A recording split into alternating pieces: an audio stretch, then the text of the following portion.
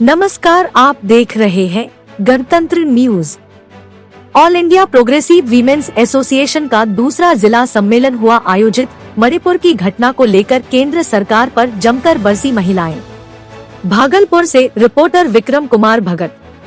भागलपुर में all India progressive women's association का दूसरा जिला सम्मेलन आज जिला सचिव रेणु देवी की अध्यक्षता में आयोजित की गई। यह भागलपुर जिला सम्मेलन न्याय और बराबरी के लिए संघर्ष तेज करो के नारे पर आधारित थी। All India progressive women's association की सभी पदाधिकारी व कार्यकर्ताओं ने मणिपुर में हुए आदिवासी जाति की महिलाओं पर अमानवीय तरीके से जो घटना घटित हुई है उस पर उन लोगों ने केंद्र सरकार को कोसते हुए कहा कि जल्द से जल्द केंद्र सरकार दोषियों को सजा दे, वरना जनता चुप नहीं बैठने वाली। जिस तरह से पूरे भारतवर्ष में यह जघन्य अपराध और घिनौना काम हो रहा है, मानव जाति इससे शर्मसार हो रहा है। वहीं भागलपुर में आयोजित all India progressive men's association के दूसरे जिला सम्मेलन में एपवा की जिला सचिव रेणु देवी ने कहा कि महिला पर जो दुर्व्यवहार हुआ है उसे जनता कभी माफ नहीं करेगी। महिला सशक्तिकरण की बातें सिर्फ किताबों में धरी की धरी रह जाती है, उसे जमीनी स्तर पर केंद्र सरकार उतारने की कवायद में जुटे, वरना अच्छा नहीं होगा। इसके लिए अगर प्रदर्शन करना पड़ेगा तो एपवा के पदाधिकारी और कार्यकर्ता इसमें आगे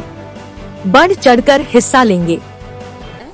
कि पूरे देश में जिस तरह से महिलाओं के ऊपर हमले हो रहे हैं, खासकर मणिपुर के बारे में आप लोग जानते होंगे कि जब से मोदी सरकार 2014 के बाद से ही सत्ता में आई है, महिलाओं के ऊपर, दलितों के ऊपर, अल्पसंख्यकों के ऊपर लगातार हमले हो रहे हैं। और मणिपुर में तो इस तरह की घटना हुई, 2 महिलाओं को नंगा करके परेड कराया गया। सोचिए कि इस तरह का जो जातीय 2 लोगों के बीच में ये आरएसएस और भाजपा वाले काफ़ी लंबे समय से तैयारी करके और 2 लोगों के बीच में जातीय दंगा करवाए हैं। और ये पूरा केंद्र सरकार और राज्य सरकार के निर्देशन में ये सारी चीज़ें हो रही हैं, क्योंकि सरकार को ये सारी चीज़ें पता थी कि ये इस तरह की घटनाएं हो रही हैं। अमित शाह भी जो गृह मंत्री हैं वो पहले भी गए हैं, लेकिन कोई रुक नहीं रही, हिंसा रुक नहीं रही है। और उसके बाद पता चला कि 2 महिलाओं को, कुकी महिलाओं को बलात्कार करके उनकी हत्या भी कर दी गई है। ये 4 मई की घटना है। और 1 महीने के बाद जब वीडियो वायरल हुआ उसके बाद पता चला। तो उसके पहले हमने देखा कि जो कुश्ती महिला खिलाड़ी हैं, जो दिल्ली में जंतर मंतर पर वो धरना दिए हुए थी और जो पूरे देश का लोगों का मान ऊंचा की, सम्मान ऊंचा की, पूरे दुनिया में उन्होंने मेडल जीता भारत के लिए, भारत का सर ऊंचा किया। और प्रधानमंत्री ने उनके बारे में कहा कि ये हमारी बेटियां हैं। लेकिन जब उनके साथ यौन उत्पीड़न होता है और जो यौन उत्पीड़न करने वाले और कोई नहीं बल्कि उनके सांसद ब्रजभूषण शरण सिंह हैं, लेकिन उन पर अभी तो कोई कार्रवाई नहीं होती है। तो इस तरह से भाजपा लगता है कि बलात्कारियों को और यौन उत्पीड़कों की शरणस्थली बन गई है। इसके पहले आप चले जाइए उन्नाव में क्या हुआ, सेंगर ने महिलाओं के साथ, जो लड़कियों के साथ जो रेप किया।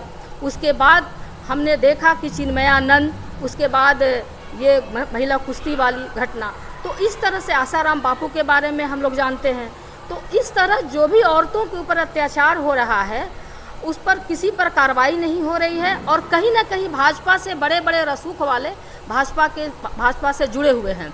इसलिए आज का सम्मेलन में हम लोग ये मांग कर रहे हैं कि महिलाएं भी मनुष्य हैं, वो भी इंसान हैं और समाज में उनको भी मनुष्य का दर्जा मिलना चाहिए। और इसीलिए इनके खिलाफ में जो ऐसे जो अपराधी हैं, बलात्कारी हैं, एपवा हमारा शुरू से ही लड़ता आया है। और आज के दिन भी हम मांग करते हैं कि जो मणिपुर में तत्काल वहाँ शांति बहाल की जाए।